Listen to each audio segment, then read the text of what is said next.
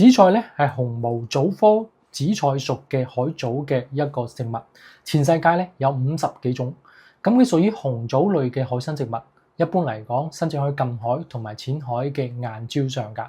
因為曬光之後咧，佢嘅顏色係紫色，所以咧被稱之為紫菜。又因為佢薄而紫，所以咧又被稱之為紫菜。咁仲有索菜、紫英、紫菜咁呢啲別稱。咁紫菜係日常好受歡迎嘅海鮮美味之一㗎。咁大家好，我係謝醫生。呢一期影片咧，我哋嚟講講紫菜啦。咁我國食用紫菜歷史好悠久㗎，可以追溯到南北朝時期。北魏時期嘅《齊民要術》中咧就記載咗幾種紫菜嘅做法，譬如呢個高煎紫菜法。可以見得咧，當時紫菜咧已經進入到大家嘅日常飲食啦。咁到咗唐代咧，《食療本草》中提到，紫菜生南海中，腐石正青色，且而乾之則紫色。咁呢段話咧就講明紫菜嘅生長嘅環境，可以描述佢係從青色轉到紫嘅一個自然變化。咁陳藏器咧喺《本草集遺》中就提醒大家紫菜雖然好，但係唔好去多食。佢話多食令人腹痛發氣，吐白沫，飲熱醋少許即消。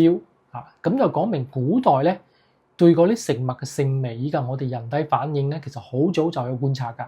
尤其我哋可以睇到咧，古人咧唔單止懂得如何烹飪呢個紫菜，都開始意識到紫菜同埋健康之間嘅微妙關係啦。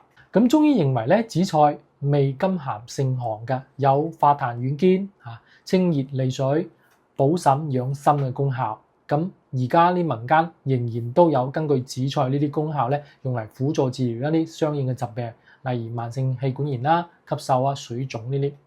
咁現代研究都發現咧，紫菜嘅營養成分其實係因為佢藻類嘅種類、生長嘅時間以及生長嘅地點唔同，更有差異嘅。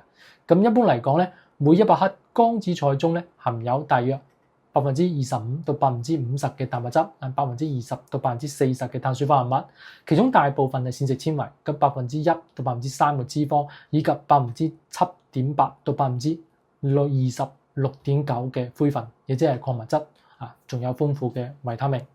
咁紫菜嘅蛋白質品質好高嘅，其包括我哋人體所需嘅9種嘅必需氨基酸同埋牛磺酸。咁佢嘅脂肪咧雖然含量唔多，但係咧佢主要成分咧係 DHA， 即係22碳6烯酸，同埋 EPA 20碳5烯酸嘅。咁進一步研究仲發現咧，紫菜嘅多糖咧佢有多種嘅生物活性，比如咧調整呢個血脂血壓啦，增強免疫力啦，仲有抗氧化嘅作用。另外咧紫菜嘅膳食纖維含量都好豐富嘅，大約佔到綱重嘅21%左右。咁其中咧可溶性嘅膳食纖維嘅比例咧相對比較高㗎。咁紫菜咧仲有啲特別嘅成分啦，比如膽藻蛋白啦，呢個係紅藻同埋藍藻特有嘅普光色素蛋白，佢主要包括咧呢個藻紅蛋白、藻藍蛋白同埋別藻藍蛋白3類。咁喺紫菜當中咧藻膽蛋白嘅含量咧大約佔到綱重4%左右。咁其中咧藻紅蛋白可以達到2.43%嘅。咁研究顯示咧，呢啲藻膽蛋白咧都有調整血糖抗氧化同埋增強免疫力嘅效果。咁值得一提就係咧，條斑紫菜中嘅牛磺酸含量特別高㗎，大約係佔到1.51%。咁牛磺酸咧對細路仔嘅腦部發育啦，同埋咧一個抗氧化同埋增強免疫力方面咧都有比較好嘅幫助。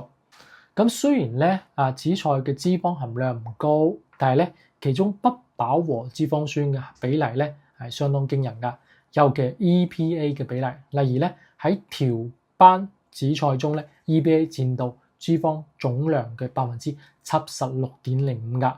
咁福建產嘅淡紫菜中咧 ，EPA 都佔到總脂肪酸嘅24%左右。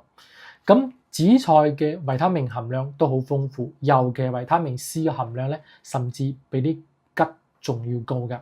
咁根據測定咧，每100克乾嘅條斑紫菜中咧，含有87.5毫克嘅維他命 C， 同時咧佢嘅胡蘿蔔素啦、維他命 B1、B2、B12含量都比雞蛋牛肉同埋一般嘅蔬菜高唔少㗎。除咗之外咧，紫菜仲有比較多嘅煙酸啦、膽鹼啦同埋肌醇啦。不過咧，唔同種類嘅紫菜，唔同嘅生長嘅時期，以及佢加工方式嘅唔一樣，都會導致呢啲營養成分嘅數值係有所差異嘅。另外咧，紫菜中嘅鈣、鈉、鉀、鎂、磷呢啲礦物質含量都好高。咁微量元素好似錳啊、鋅啊、鐵、碘呢啲好豐富。咁尤其值得注意就係咧，紫菜嘅鈉鉀比咧普遍係少於 1.2 嘅。咁樣嘅比例咧，對於預防血壓增高係有幫助㗎。咁總體嚟講咧，紫菜唔單止營養成分全面均勻，而且有多種保健功效嘅潛力。所以咧，佢喺食品工業中都有好高嘅開發同埋應用潛力㗎。咁有啲朋友可能會問：謝醫生啊，點解我哋做紫菜湯嗰陣咧，原本係黑褐色嘅紫菜咧，佢會喺熱水當中慢慢變成綠色嘅呢？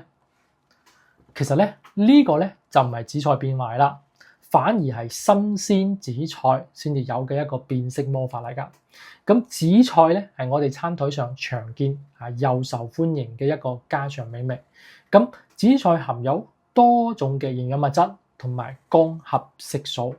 比如紅藍色系嘅棗膽蛋白棗紅蛋白、棗藍蛋白同埋別棗藍蛋白，同埋咧橙黃色系嘅類胡蘿蔔素，好似葉黃素啦、β胡蘿蔔素啦，仲有綠色系嘅葉綠素 A。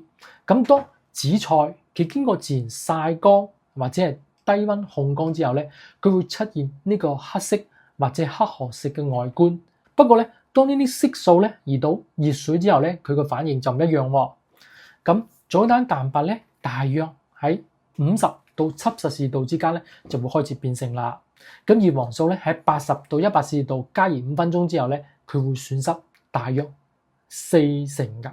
咁葉綠素 A 咧就會喺超過120攝氏度嘅高溫下咧，先會變成橄欖綠色嘅脫美葉綠素。所以咧，一碗紫菜湯嘅烹煮過程中咧，其實就喺一場咧呢個色素淘汰賽啊！佢先係紅色藍色呢，慢慢咁越嚟越少再嚟就係藍黃色嘅分解，最後留下來咧就係嗰啲清新嘅綠色啦。咁呢個咧就係點解紫菜喺熱水當中咧會從黑褐色變成翠綠色。咁如果你嘅紫菜湯出現咁樣嘅變色嘅情況，大多數情況就係因為你買到嘅新鮮嘅紫菜啫。咁有啲朋友問謝醫生啊，買紫菜嘅時候咧，到底點樣先要揀到真正優質嘅紫菜咧？其實咧，我會點樣揀紫菜先買得安心、食得放心。咁如果你買嘅係成品包裝嘅紫菜，即係嗰啲超市裏邊咧一袋袋嘅，或者係一包包嗰種咧，你首先睇兩個重點。咁第一咧，睇標準同埋等級，我哋要揀嗰啲正規廠家生產嘅紫菜。咁一般合格嘅包裝上咧，都會標明產品嘅標準號，仲會標注質量等級㗎。咁第二咧，我哋睇佢光澤，更好嘅紫菜顏色咧係深褐色或者係紫褐色嘅，佢睇起嚟咧會有自然光澤。咁如果你買嘅紫菜佢顏色發紅、發紫或者係特別嘅亮咧，可能咧就因為儲存唔好甚至已經係開始有變質嘅信號啦。咁呢個時候咧就唔好買啦。咁如果係散裝嘅紫菜呢啲紫菜一般係冇包裝嘅佢冇明確嘅等級嘅標識。咁呢個咧就睇外觀。個優質嘅紫菜嘅葉片咧係薄而平整嘅，佢嘅厚薄一致，佢冇泥沙呢雜質嘅。同時咧葉片要完整佢又冇裂縫，冇呢啲窿窿嘅。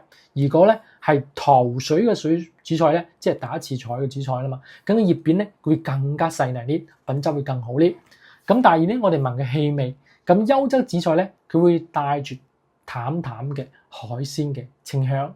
咁呢一種咧好自然嘅味。咁如果你聞到嗰啲梅味腥臭味或者嗰啲奇怪嗰啲味咧，咁就唔好買啦。咁有可能因為講明呢個紫菜已經係變質啦，係唔建議購買嘅。咁第三咧，我哋憑手感好嘅乾紫菜嘅摸起嚟咧係乾爽、輕盈、有彈性嘅。咁你用手輕輕一捏咧，就會感覺到佢好容易碎嘅。但係如果你摸上去潮濕嘅、發黏嘅，咁就講明已經受潮啦。佢唔單止影響口感，仲好容易變壞。咁總嘅嚟講咧，我哋揀紫菜嘅秘訣咧，其實唔複雜嘅，睇標準啊，睇顏色、睇外觀、聞氣味、摸起嚟啊，摸手感。咁如果我哋選啱咗紫菜，唔單止味道鮮美，營養都咁豐富啊，俾家人咧食得咁安心、咁健康嘅。咁多謝大家。